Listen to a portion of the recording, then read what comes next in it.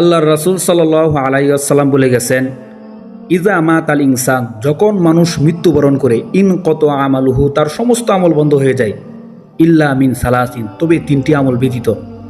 এক নাম্বার সদাকাতুন জারিয়া, যদি কোনো মানুষ সদকায়ে জারিয়া করে যায়। এবার প্রশ্ন হলো সদকায়ে জারিয়া কাকে বলে?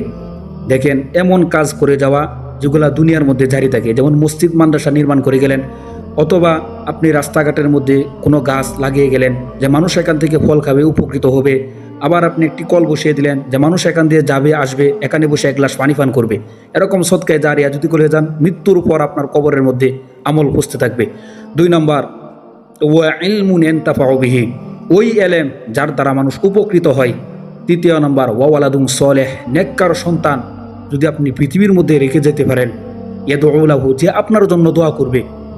এই আমলগুলো যদি করে যেতে পারেন, কবরের মধ্যে আপনার সওয়াব